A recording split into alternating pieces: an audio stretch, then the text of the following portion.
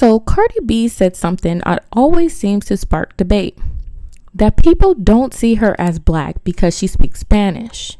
And every time a comment like that comes up, social media explodes. People argue over whether she's really Black or is she just Dominican. But this isn't just about Cardi B. This is about how people still misunderstand what it means to be Afro-Latino, what Blackness actually is, and how colonization shaped the way we see race. So in this video, I want to unpack why people say Cardi B isn't Black and what that says about us.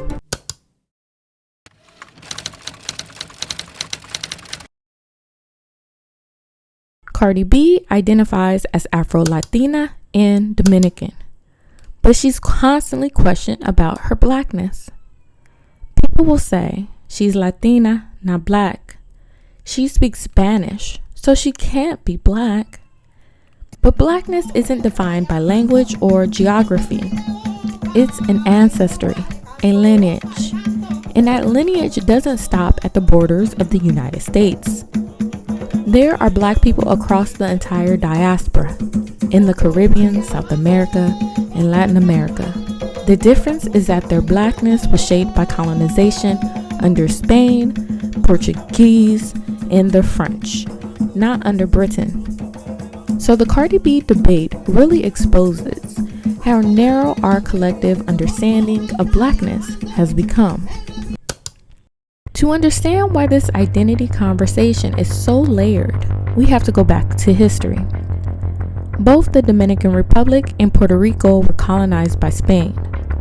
Both were major parts in the transatlantic slave trade, where millions of enslaved Africans were forcefully brought to the Caribbean. And I want to be clear here.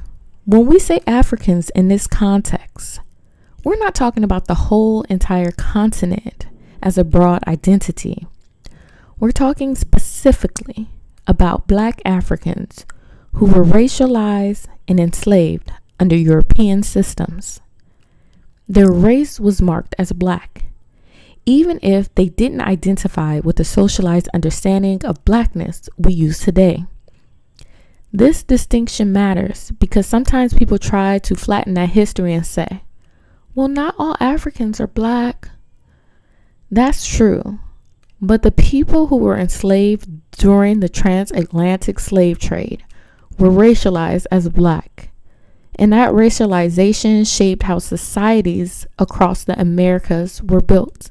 So yes, the African ancestry in Latin America came from Black Africans, whose identity was defined through a racial hierarchy created by colonization.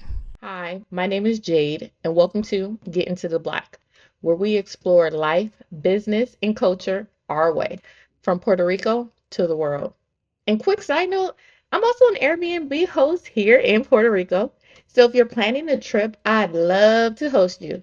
You can find the booking link right in the description box. So before we get into this video, go ahead and hit that like button like it owes you money. Drop a comment so I know you're awake, and subscribe. Why be a hater watching for free? Support the cause. We're on the road to 5K subscribers, and we're trying to hit that by the end of the year. So join the fam and help us get there. Now, let's get into this video. Now let's define what Afro-Latino actually means. An Afro-Latino is someone of Black African descent from Latin America. It's both a cultural and racial identity, but the racial part is often misunderstood.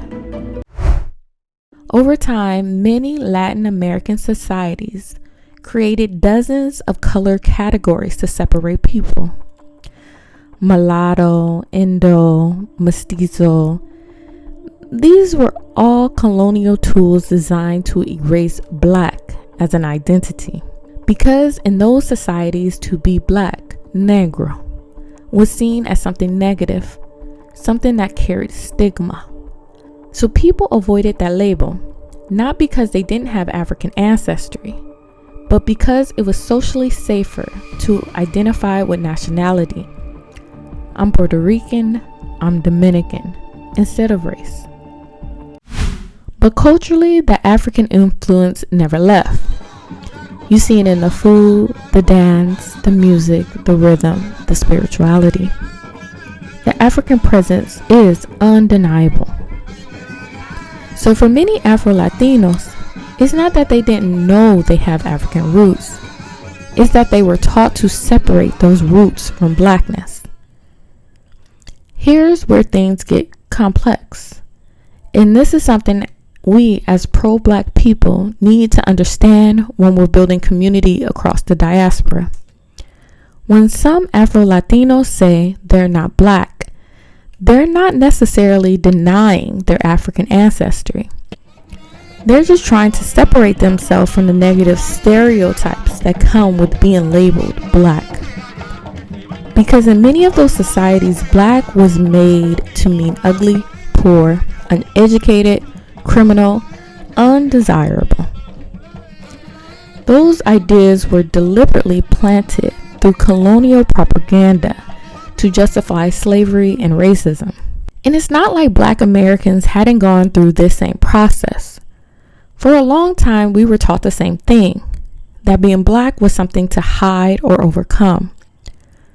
That's why the Black is beautiful and I'm Black and I'm proud movements were so powerful. They helped to reclaim Blackness as something to celebrate, not something to escape.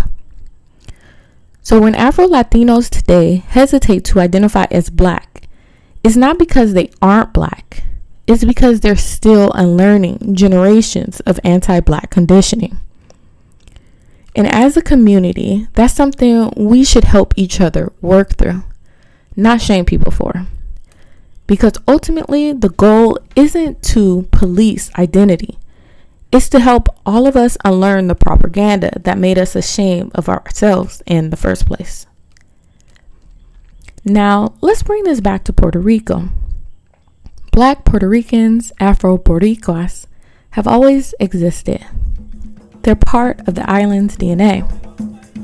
You can't talk about Puerto Rican music without talking about bomba and plena, both rooted in African traditions. You can't talk about Puerto Rico culture without the influence of Black language, rhythm, spirituality, and art. But again, because of colonial history, many people grew up identifying with their nationality before their race. So when they say, I'm Puerto Rican, not Black, it's not about denial. It's about how identity has been taught and framed for centuries. But race itself isn't even about skin color. No one's skin is literally black or white. Race is a social construct, a category created to organize people into hierarchies that benefited European powers. So being Black isn't about your shade. It's about how society racialized your ancestry and positioned you within that system. So when people say Cardi B isn't Black, what they're really doing is exposing how confused we still are about race, culture, and history. Because the truth is, you can speak Spanish, you can be Dominican or Puerto Rican, and you can still be Black.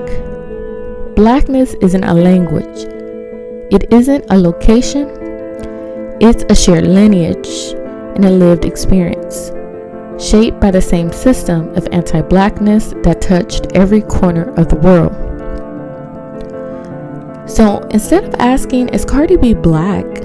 Maybe we should be asking, why do we still treat Blackness like it only exists in one country or one culture? Because when we understand that Blackness is global, that it looks, sounds, and moves differently everywhere, then we can start to build real community across the diaspora. And if you want to dive more into this topic, check out my last video where I talk about why Black is a political identity, not just a color or a race. Because at the end of the day, claiming Blackness isn't just about ancestry. It's about reclaiming power. Until next time, stay beautiful, stay blessed, and stay Black. This is Jade, and you're watching Get Into the Black. Bye-bye.